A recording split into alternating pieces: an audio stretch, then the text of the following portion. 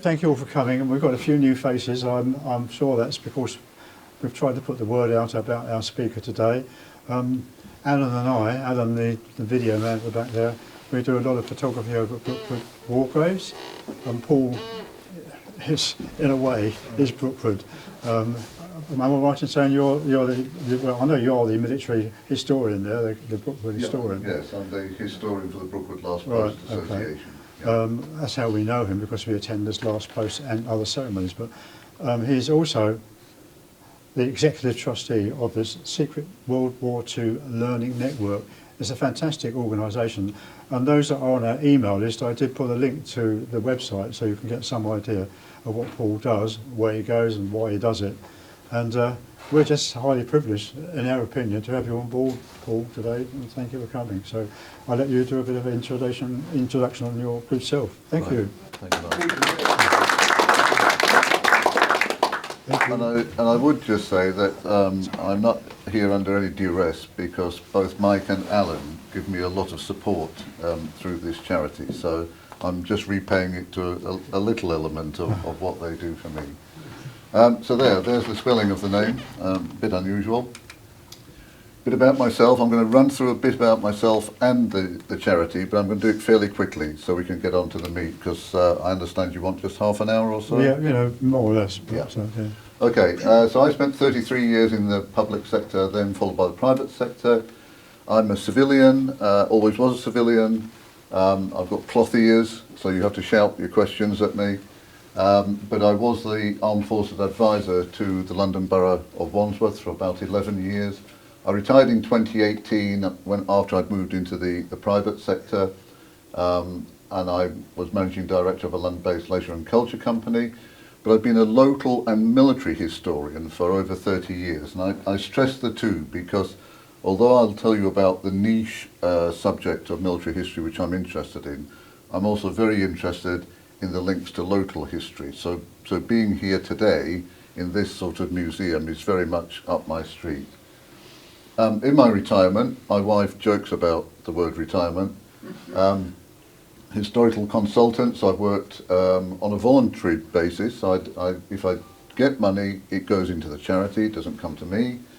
For the BBC, both 2-2 and 2-1 SAS Regiment, Intelligence Corps, Ranger Regiment, which is down the road at Keogh Barracks, Signals, Close Protection Unit of the Royal Military Police, the Royal Air Force, Special Forces Club. I'm still a civilian member of the Greater London Reserve Forces and Cadets Association. I try and keep up to date by being a member of the Royal United Services Institute, and then a bit closer to here, I am still a committee member of 261 Squadron, Guildford Squadron of the Air Training Corps, which is the extent of my own military experience. I was a cadet as a boy in that squadron. But I'm talking to you this afternoon as Executive Trustee of Secret World War II Learning Network. There are some leaflets here, so do pick up one if you're interested after I go through a little bit about it. Three main aims: educate, commemorate and inspire. We are a charity, educational charity.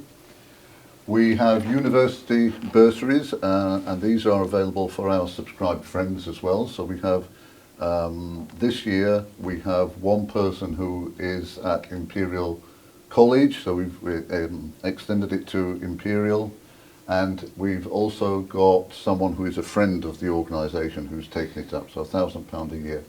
We have a 3-year scholarship in India linked to a British woman who operated special forces behind the Japanese lines on the Burma border during the Second World War. Lots of commemoration, so blue plaques, information boards. You see at the top, right-hand side there, 4 blue plaques we put up in Brighton. They were secret agents who were born in Brighton. But we put these information boards, which have a lot more in terms of information and images. We like to put those around the place, and you'll see one coming up within 10 miles of here a little later on. Inspire element, by that we generally mean the current military and the future military, so we try and get through to the younger people, the younger generation, often through the cadet forces. And I think if you look around the room today, you'd agree the average age is probably under 45. Sorry, over 45. You're right first time. Yeah, yeah. So this is one of the ways we can try and inspire the younger generation. Royal Air Force, so RAF Odium, a series of talks there, and taking British military units abroad. So this is actually an SAS group taken to France, and I do 2 trips away with them overseas each year, and so that I feel very privileged to deal with that unit. And overseas, and just before the conflict started in Israel, I was asked to go around military bases in Israel and deliver talks, because Israel used to be the mandate of Palestine, and there's a lot of special forces, intelligence services, special operations history in what is now Israel.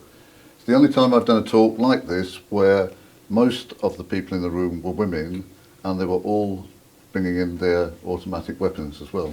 Oh, wow.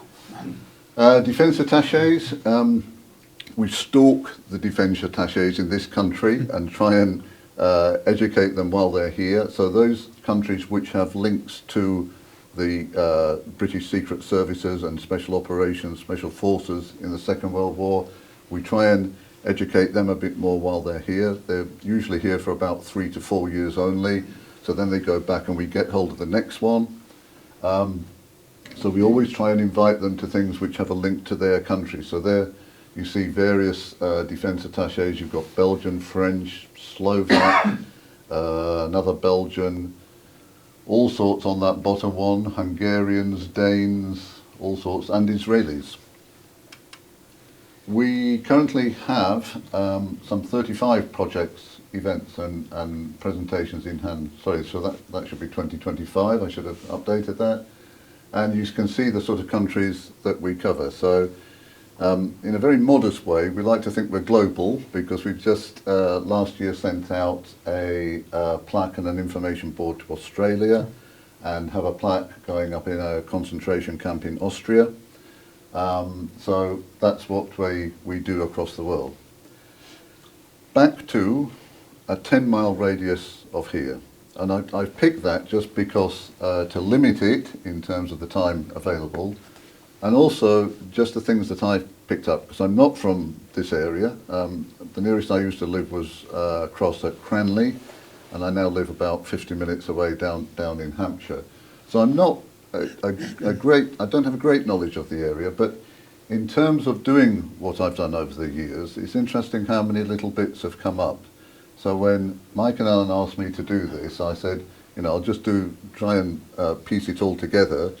And there are 1 or 2 things coming up which hopefully will interest you in the near future as well. So, as I say, I've used a 10-mile radius. First of all, this lady, and I mentioned her earlier to the lady from Probus down here, Yvonne Como, she lived in Fleet towards the end of her life. She was a very successful secret agent in France during the Second World War. She was one of only 2 agents who sent over 400 radio messages back to Britain. And if you see this photograph of her here, she served in the Coal Commission in occupied Germany at the end of the war. And this photograph was taken with a group of military men that she was serving with. And I love this photograph because if you can see her parachute wings on the left breast, parachute wings normally go here on the right shoulder. You have them here if you've been operational in the field behind the lines. Oh, wow. So for a woman to have those parachute wings on her left breast, and when you see the bigger photograph and she's with all the men, you know, she's the only woman in there.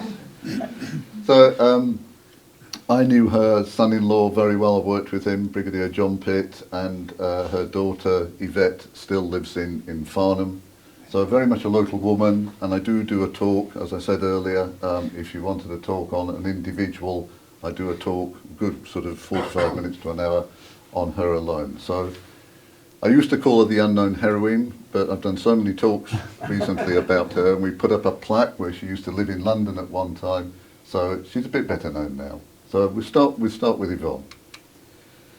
And then the Air Force's Memorial at Runnymede. I'm just squeezing 10 miles from here. It's about 10 and a half. That's good.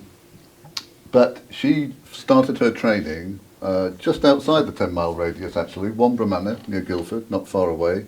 That's where she started. And in the group she was in, she was one of the first women who went there. And there were 3 other women with her, Yolande Beckman, Nourina Yat Khan, and Cecily Lefort. Of the 4 of them, the other 3 were captured and executed in Germany. So in one respect, she was a very, very lucky woman to have come through that. But the Air Force's memorial, you would think it's all about aircrew who've gone missing, but it includes secret agents as well, such as these 3 women, and there are men as well. They're from the Special Operations Executive. They're also called from something called MI9, which was an escape organisation, getting shot down aircrew out of occupied Europe and back to Britain, run by Airey Neve, if you remember that name, murdered by IRA terrorists, not IRA, but INLA or whatever it was. They're on there because they had an RAF background. So Yvonne and all those 3 women were in the WAFs, and they were radio operators. And indeed the men had been in the Air Force before they went to the Special Operations Executive or MI9. So when they were executed in concentration camps and they have no known grave, they go on to the Memorial Missing for the Air Forces. So that's why they're there. The other memorial to the missing, for the ones who weren't in the Air Force, is just down the road, within 10 miles, at Brookwood Military Cemetery between Woking and Guildford.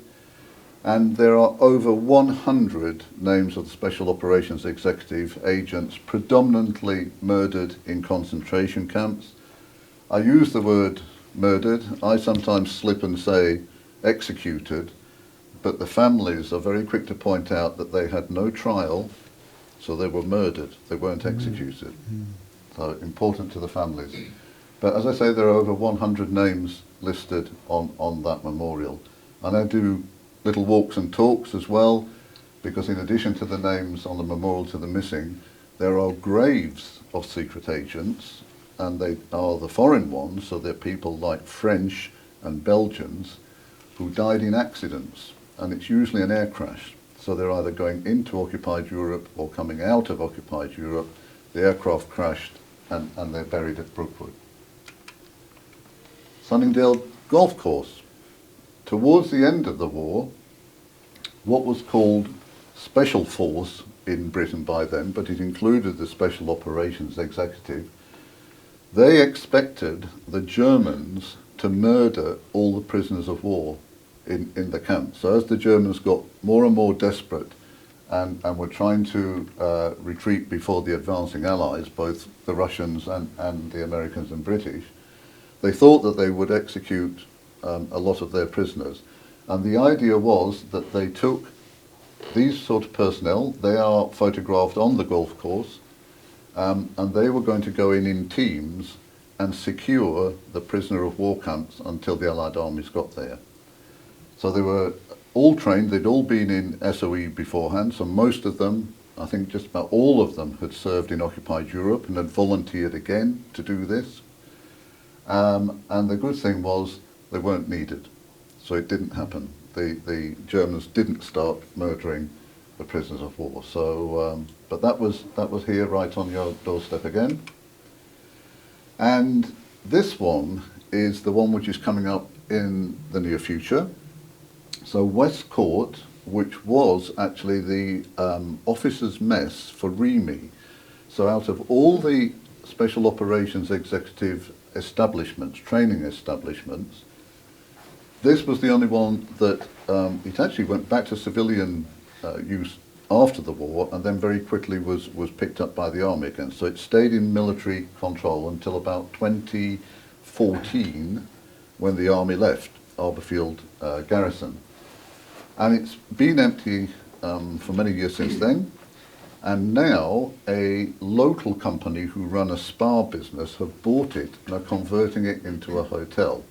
And the good thing is that the father of that company, who founded that company, he's of an age to remember the Second World War, so he wants us to put into there a permanent exhibition and an information board outside on public land, so the public can know about it. And they had a wide range of nationalities going through, and interestingly, a couple of them were people who had fought in the Red Army, in the Soviet Army, been captured on the Eastern Front by the Germans and given the option of joining the German army or going off to a pretty horrible prisoner of war camp in Russia. So they volunteered for the German army. At the first opportunity, if they were serving in France, after D-Day, they surrendered to the British. And then they volunteered to become an agent for Special Operations Executive to be dropped back into Germany. And so there were Ukrainians there, because we used to term them as Russians in that day, but they were all sorts of people from across the Soviet Union. So I tend to miss out the Russians when I give the information, but I like to include the Ukrainians. So that's coming up. Blackbush Airport, very close. Used to be RAF Hertford Bridge, not very well known, but one flight of a squadron base there, 226 Squadron, which was part of 2nd Tactical Air Force.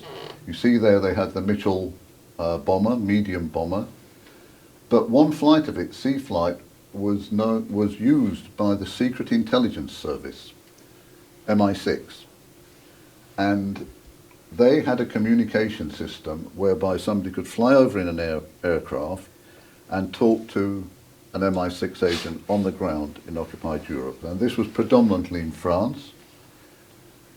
None of the records of this have been released, but we were very lucky because we had one of our veterans, one of our Second World War veterans, was the youngest MI6 officer in the Second World War. And he was recruited at 17 because his dad was already in MI6. And he was on the signals side. And he flew from Blackbush and talked to agents on the ground. And sadly, he died about 3 years ago. But before he died, he was a very active man up until shortly before his death. But before he died, it became known that he had done this. The Secret Intelligence Service today, who don't release their records, confirmed that he had been on their books and he had made these flights as a young lad. So by then I think he was only about 20, 21 years old. And the French gave him the Légion d'honneur. Do you remember there was a time when they gave it to all surviving veterans? And they gave it to our Mr. Pigeon. So they were codenamed Ginger, and they operated from Blackbush Airport. Again, we think that we might be able to put up a plaque at Blackbush about that, because it's very little known. Now, Mitchett Place, Camp Z, I suspect quite a few of you know about this.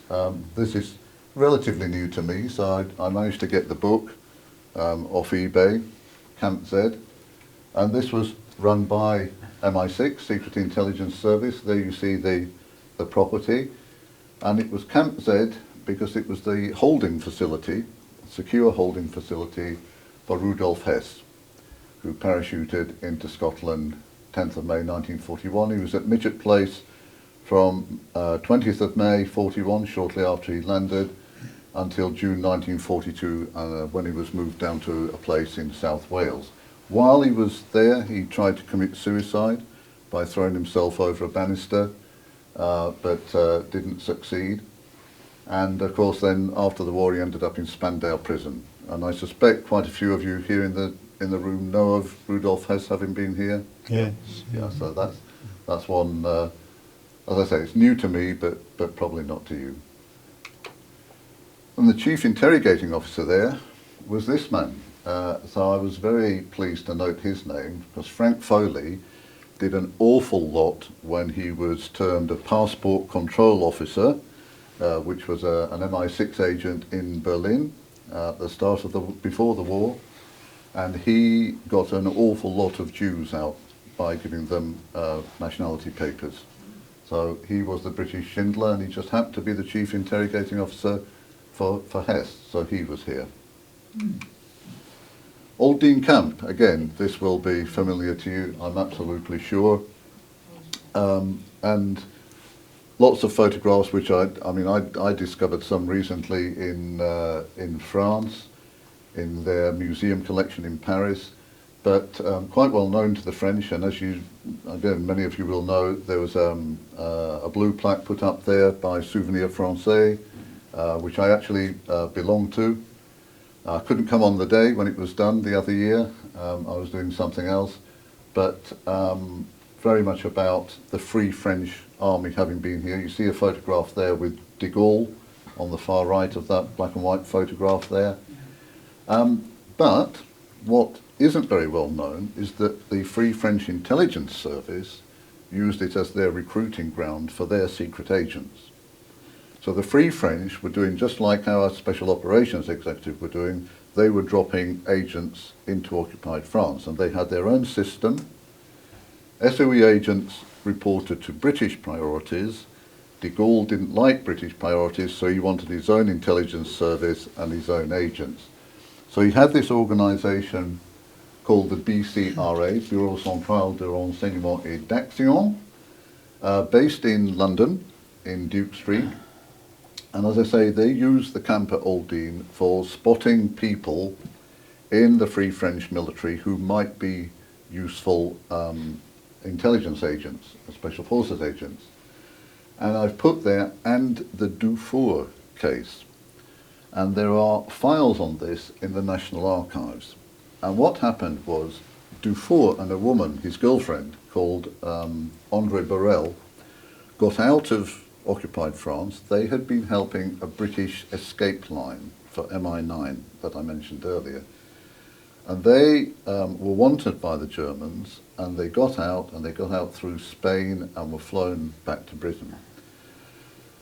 And when people came from occupied France or occupied anywhere else in Europe, they used to have to go to an MI5 interrogation centre in Wandsworth in southwest London and be security cleared. And at that point, if they were from France, General de Gaulle said that he wanted first call on them to see if they might be secret agents. And these two, this couple, said, we don't want to work for de Gaulle, we've worked for the British, we want to continue working for the British if we're going to continue as secret agents. De Gaulle's people didn't like that at all.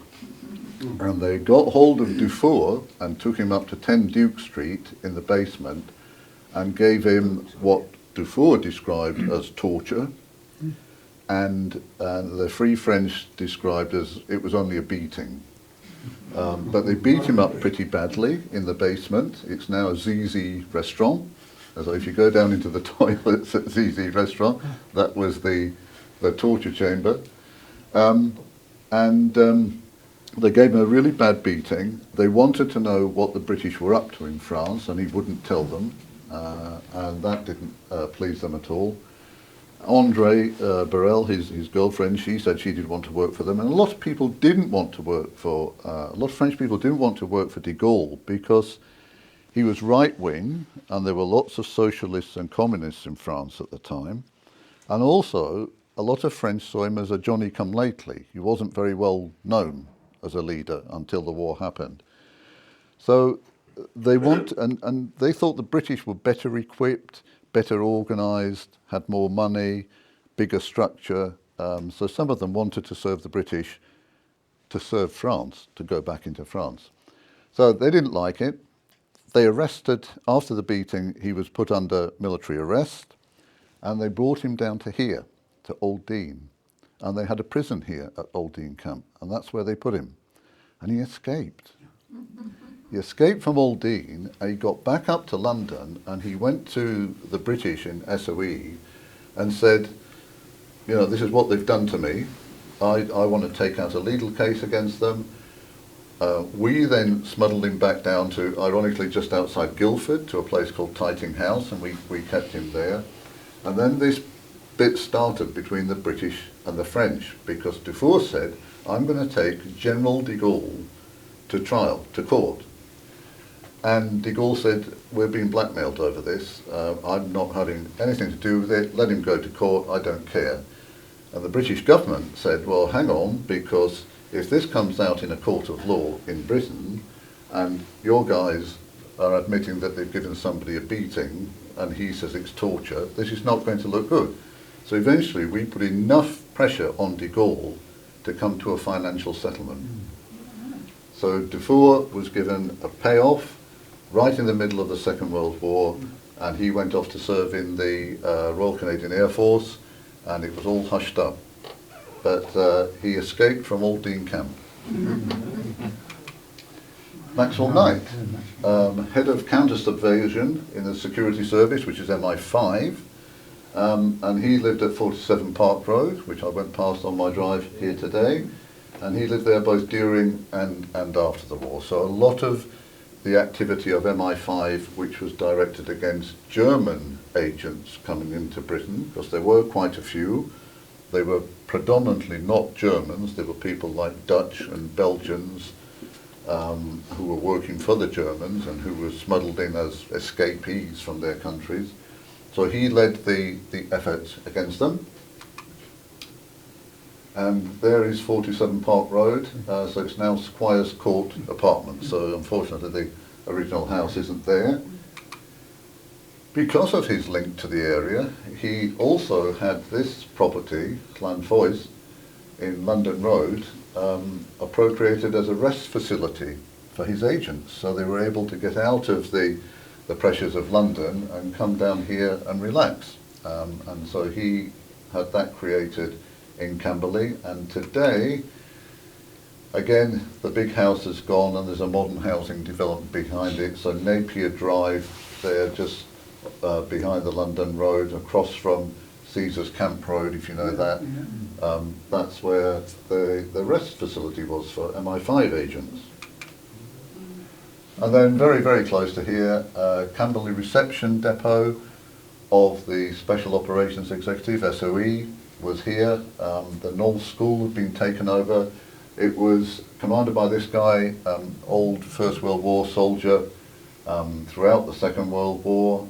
He won the Distinguished Conduct Medal in the First World War, so a very highly decorated other ranks, so it was before he was made an officer.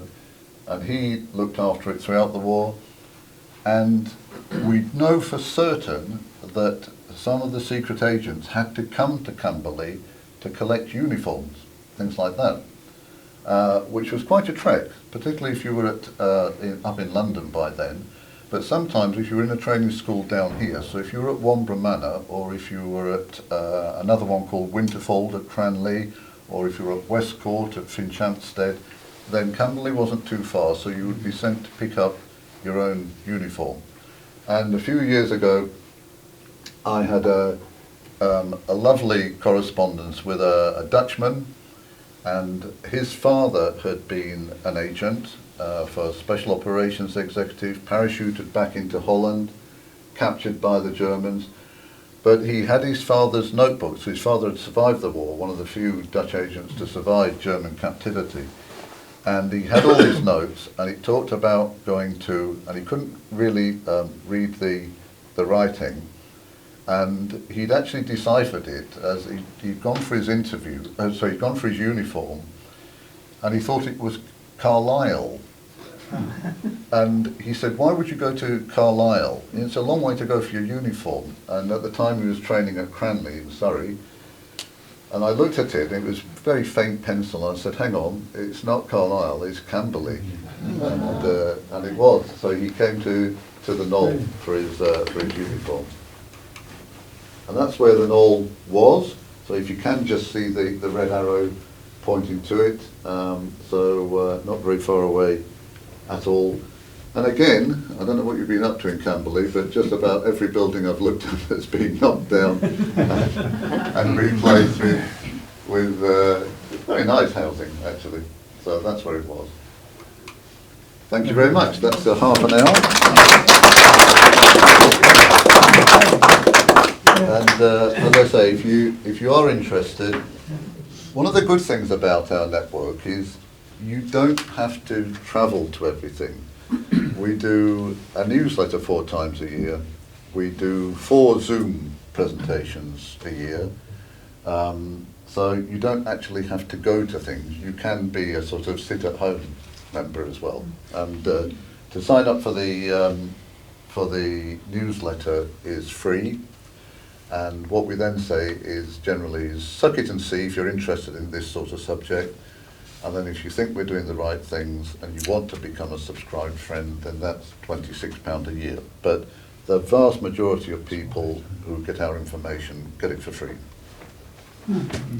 That's you, Mike. May we ask questions? Yep, questions? It may be a tactless question, but we've got MI5 and MI6, and you mentioned MI9. Who are MI7 and MI8? Can you answer that question? I can answer it partly, Okay. because there certainly weren't the other elements. So the other MIs had gone. MI stands for military intelligence. Yeah. And military intelligence really started around the First World War, and there were elements called that. MI6, which is still a name used by the Secret Intelligence Service today. So if you look at their website, because yes, our Secret Service has a website, and you will see Secret Intelligence Service, SIS, and underneath MI6. That was the cover name in the Second World War only. So there'd been no MI6 before that, and they just plucked an empty designation. Okay. At some time, way back, there was 1, 2, 3, 4. In the Second World War, there was certainly MI19 as well as MI9, and there was an MI14 as well. But there wasn't a sequence of them. Okay.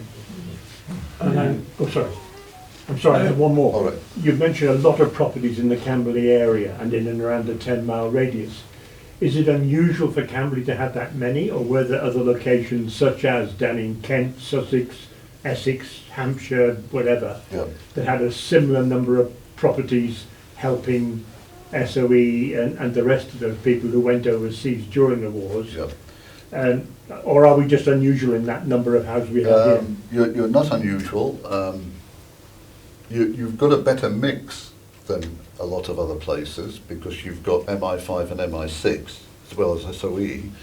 But if you look at Surrey, Surrey's got a big cluster of SOE establishments. The New Forest has got 12 SOE establishments in the New Forest. The Arisay area of Scotland has got about the same number of training establishments as well. So they did do a lot of clustering, and then there were others dotted around the country. Okay, thank you. Can you enlighten us about Watchett's house, which had Italian POWs in there, and a bit later German POWs, and it was used as a D-Day collection point for people going to Europe. But there was quite a lot going on. I just wonder whether these individual POWs were used for information? Yes, there was, not in this area, but up at Wandsworth, there was a lot of interrogation of prisoners of war that went on, and also at Ham, and in the, as we captured prisoners of war, they were brought to this country, and one of the things, I mentioned MI19. MI19 used to interrogate prisoners of war to see if they could get useful information out of them. And equally, Special Operations Executive used to try and identify anyone who was anti-Nazi and therefore might be suitable for training and going back. And I'm not sure that there were any at West Court, but at Wanborough Manor, late on in the war, there were Austrians and Germans going through Wanborough Manor and being trained, Right. and then parachuted back into Germany and Austria, carrying out sabotage operations. Okay, yeah, because I knew quite a bit about this place, and my wife was born a house attached to this, Watchett's house, and there was quite a lot going on between prisoners and POWs. And Yeah. prisoners of war in this area were used on the land a lot. Yeah, absolutely, yeah.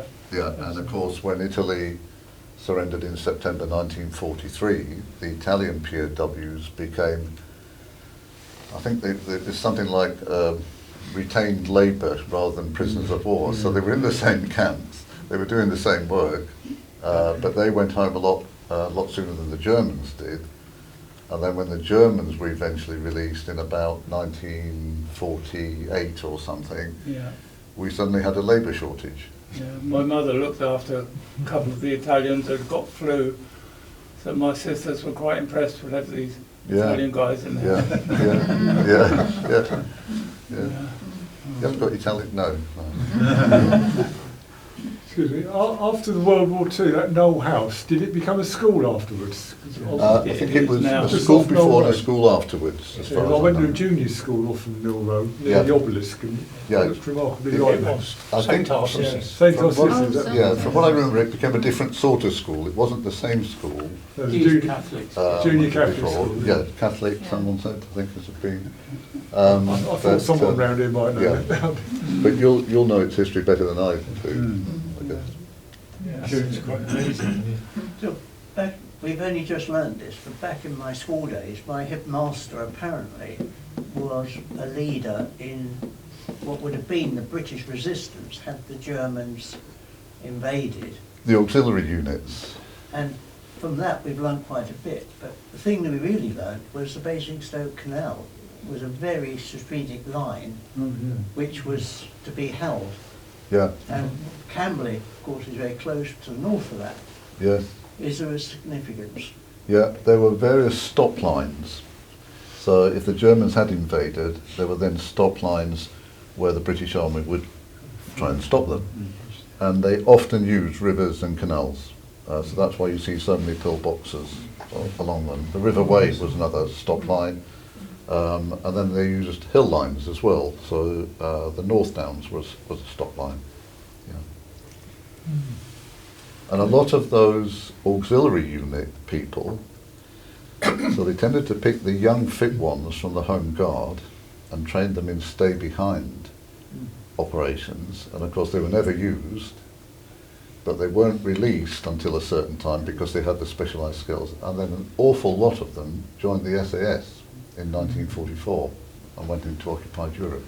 Yeah, we learned after my headmaster's death quite a bit about the stay behind people Yeah, and how active the whole organisation was in West Sussex where he was. yes, yeah.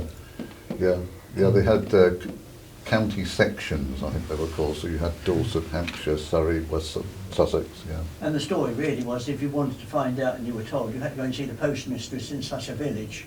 yeah. And that was the open door to get you in. Yeah. Okay. So there were a lot of very brave ladies in that Yeah. who were running a normal business but were the open door fronts. Yeah. Well, if you remember the Dad's Army series, it would have been the likes of Private Pike who would have gone into God help us. Yeah. That's a very good show, though. Yeah, very good. Very good.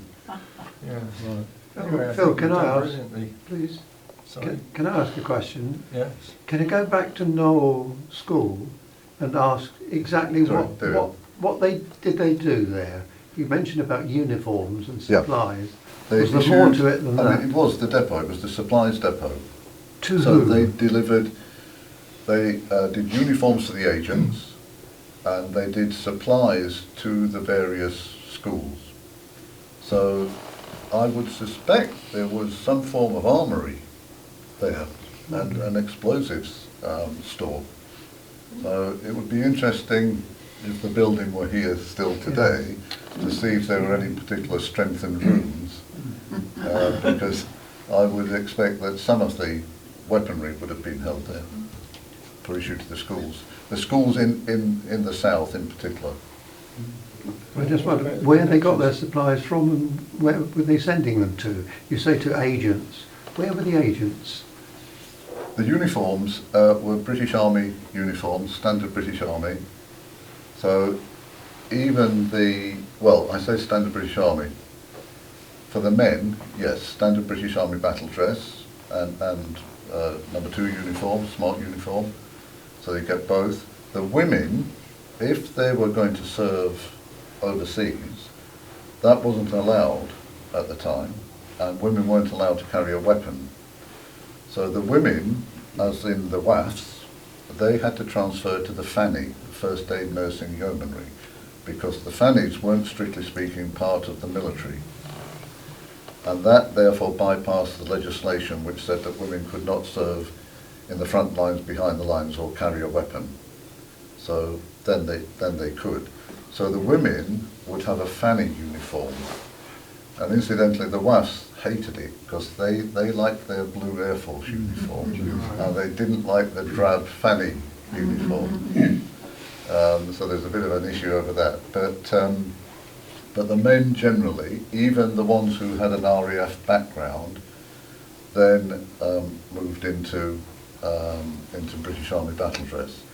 And there's a famous story about one guy who was he was a flight lieutenant at the time, and he went home on leave to see his mother, and by then he'd gone into army uniform, and the neighbours thought it was his brother. And they said, "Oh, I see Tommy's brother's joined the army." And of course it was the different uniform. Right. That's quite an amazing set of information, and one sort of learns more and more about these things, but you've really done a good job topping us all up and putting lots of things together that we knew about. And so, wow, brilliant. Thanks very much for... Okay.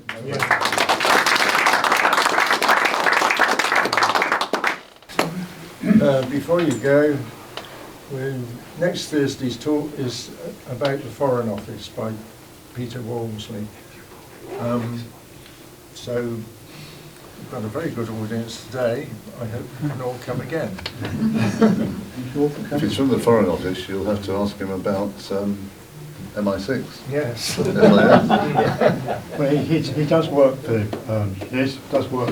Foreign Office anyway. So he's been here before, giving us a talk on India. He was based in India for the Foreign Office, so he'd be a good speaker. Maybe he's from the Canberra Club as well. And for those who enjoyed Ken's talk last time, I've still got this book he wrote, his first one, all about Camberley, with his signature inside it. I'm waiting for a decent offer on this. It's not on the shelves there. Okay, thanks for coming.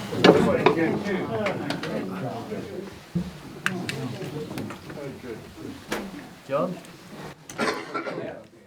Oh,